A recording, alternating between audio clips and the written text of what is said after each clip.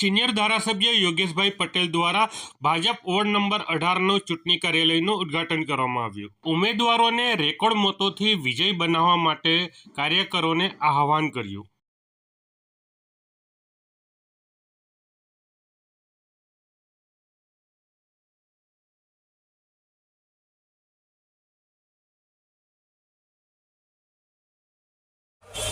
એવું લાગવું જોઈએ કે અહીંયા કોઈ રાષ્ટ્રવ્યાપી પાર્ટીનું ચૂંટણીનું કાર્યાલય ઓપન થઈ રહ્યું છે. બોલે ભારત માતા કી જય, ભારત માતા કી જય. વોર્ડ 18નું ચૂંટણી કાર્યાલય આપણે સાઈ ચોકડી ખાતે ઉદ્ઘાટન થઈ રહ્યું છે.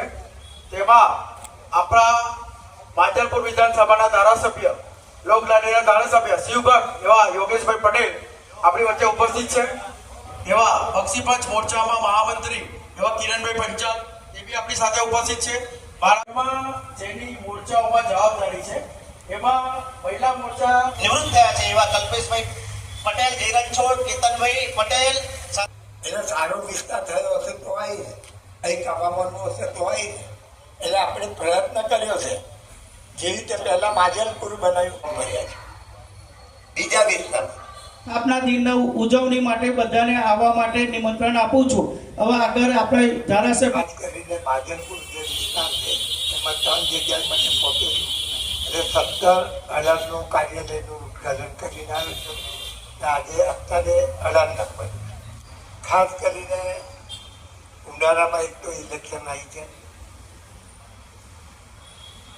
જ્યારે આપણે જે બી ઉમેદવારો નક્કી થાય 2 દિવસ પહેલા આપણા પ્રમુખ અહીં આવેલા એમને જાહેરાત કરેલી કે ધારાસભ્ય અને સાંસદનો કોઈ રોલ ટિકિટ અપાવવામાં નહીં હોય.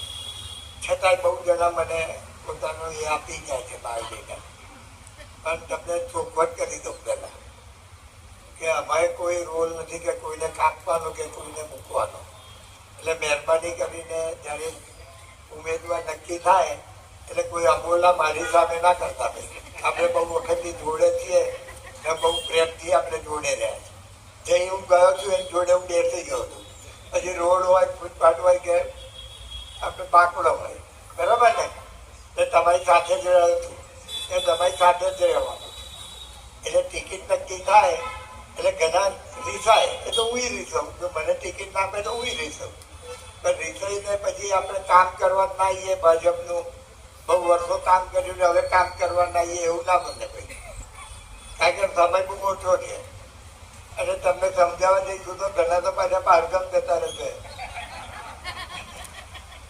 એવું બધું થવાનું. કોઈ રીસાતા નહીં. 101 જણાએ માગી અને આવવાના છે 4. ક્રિકેટમાં 15 જણને નામ હોય પણ 11 જણને કેપ્ટન કે 11. પછી તો કેપ્ટનનું ચાલવાનું નથી ભાઈ. કહીને ગયા છે કે ભાઈ ધારાસભ્ય કે સાંસદે કોઈનું નામ હોવાનું નહીં. બરાબર ને? એટલે સાંભળ્યું છે, વાંચ્યું છે ને? હા, એટલે કોઈ મને ગાળો ના દેતા કે મને આપણે પ્રેમથી આપણે જે બી 4 મૂકે એટલે આપણે એને જીતાડવા માટે નીકળવા. ને 18 નંબર છે ને 4 વોર્ડમાં પહેલે હું તો જ્યારથી લડું છું ત્યારથી મને ખબર છે 3 વખતથી કે વધારે વોર્ડ આ વિસ્તારમાંથી જ આવે છે. આ વિસ્તારમાંથી આપીને સારામાં સારું કાર્યાલય બી આ જ વિસ્તારે બને. હું 3 વોર્ડમાં જઈને આવ્યો. આટલું સુંદર ના કુનાલ છે ને પાછો ગરમ છે. તમે બધા ગરમી છે, ઉનાળો છે અને ગલાની જશે બી ખરી. ટેન્શન આવી જશે. કુનાલ પાછો અકળાય તો કુનાલે કહ્યું ભાઈ કાલે કરતા જોડે ના રીતે વાત કરવાની. બરાબર? 15 દાડા ના કરો. તારા લીધે 2 હજાર જતા રહે ના એવું ના બને. બરાબર ને? એકાદો પાછા આવી એક તો ઓછા કર્યા હોય ને પાછા ઓછા કરે એવું ના કરે. એટલે ઘણા સંગઠનમાં પોતાનું નામ ના બન્યું એટલે એ બી થોડા રીસાયેલા છે. જેને ટિકિટ નહીં મળે એ બી રીસાશે. પરંતુ આપણો જે શું છે કે કમળને જીતાડવા. 4 ઉમેદવાર માટે એક સરખું કામ કરવું. કોઈ કોઈ બી ઉમેદવાર હોય, કોઈ બી જ્ઞાતિનો હોય, એટલે આપણે જીતાડવું. અને આપણો રેકોર્ડ ના તૂટવો જોઈએ. આખા વડોદરામાં જે રેકોર્ડ આપણે કરેલા છે, વધારે વધારે વોટથી જીતવાનું, બધા ઉમેદવારો જીતાડવાના, એ રીતે આપણે બધાએ જીતાડવાના. ને તમે બધાએ મહેનત તો કરવી પડશે, કારણ કે પરિસ્થિતિ બદલાતી છે. એવા 3 જણ આવેલા, મેં એના બાયોડેટા બી ના લીધો. ભાઈ તારા વિસ્તારમાં લડતા એવું છે, અમારા બહુ કાર્યકર્તાઓ છે.